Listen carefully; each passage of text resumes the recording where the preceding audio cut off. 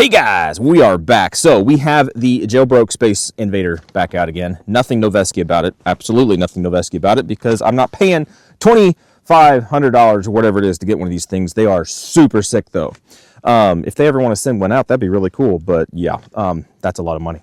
Anyway, so we have this feller out and we have the, I don't know if I want to call it new and improved, but this is the Fox Shop mic dual charger upper, right? So it's got dual charger.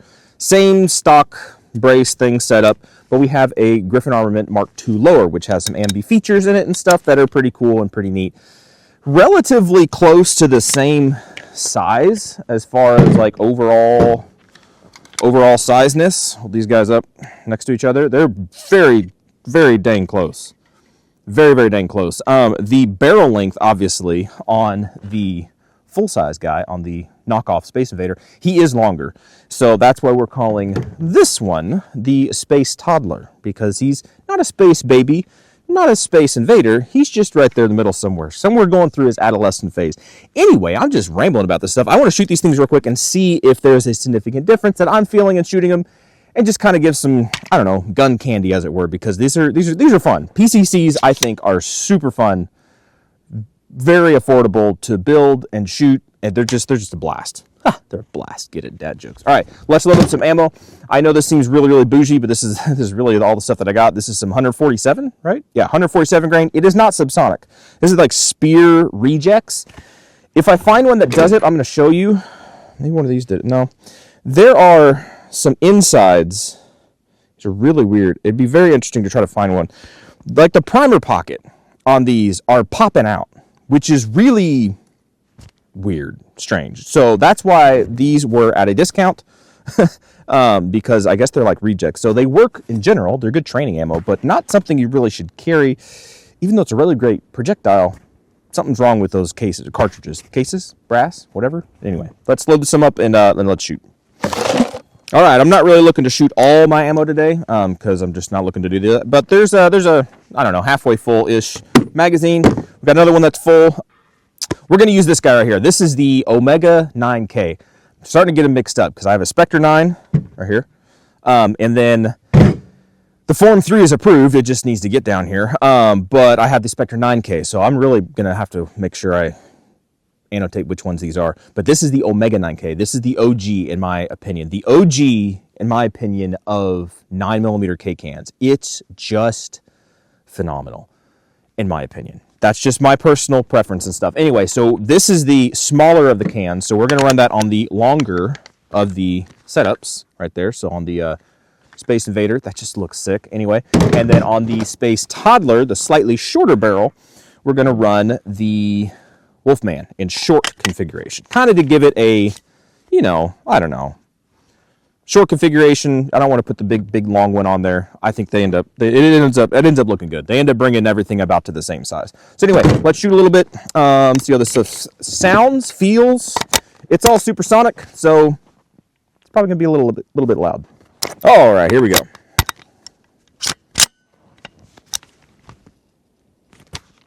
Get that in full length. Oh, see, there you go.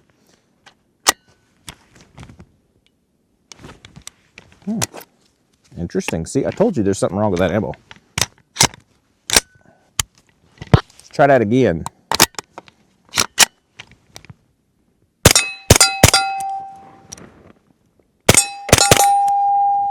All right.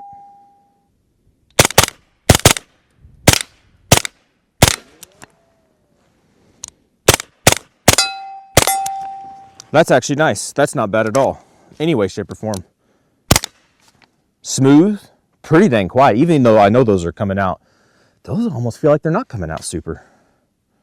Interesting, but it is smooth. I got that KynShot buffer in here. Little tidbit for you guys. If you have these shorty HB PDW or the short stocks, not a regular carbine length, but the shorter ones, and you want to run a 9mm, run it on a 9mm, get the KynShot 308 carbine length buffer.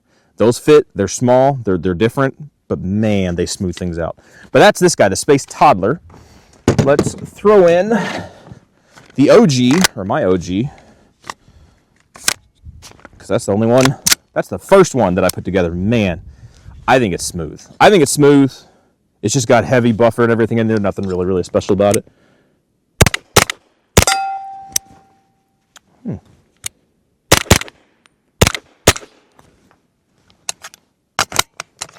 Interesting. Very interesting. So I'm not seeing... Oh, see?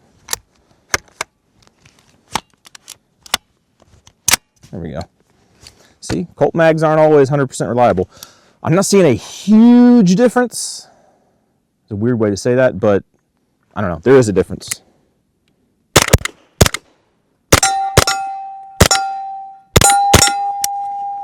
I don't know. I know people don't like it when I shoot steel with suppressors, but I like to see if I'm actually hitting what I'm shooting at.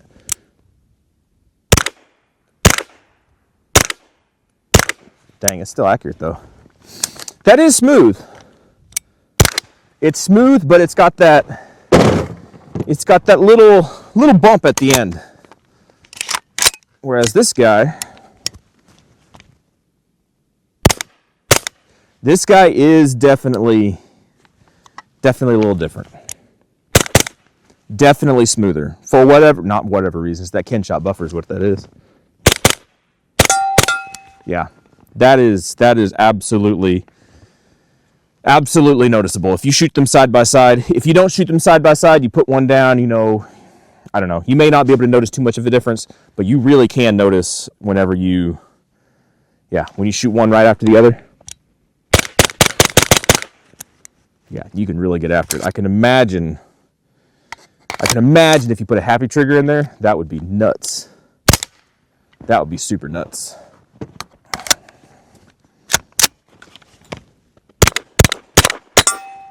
Yeah, that would be super nuts. Either way, both of them are fun. I think both of them are fun. These are probably, I mean, these are definitely my favorite little PCCs that I got. And I have an MCX. The MCX is super cool. Got that on a screaming deal at Aim Surplus, screaming deal. But for whatever reason, these are they're just sick. In my opinion, in my experience, they smoothed out, they shoot well. Worth SBRing, especially nowadays. And that's kind of one of the points of making this video. With the tax stamp stuff the way that it is right now, a lot of people form wanting and buying new stuff. Man, getting into these little PCCs can be extremely fun. And really the highlight for me is that KynShot buffer. That makes a significant difference for me. For me, it does. It makes a significant difference in these. How they feel. They're not terribly priced. It is, for me, definitely something to look at. They have sent me some of these before, the buffers. KynShot did. But I think it was this one specifically because you got to get a special one. It's the 308 carbine length.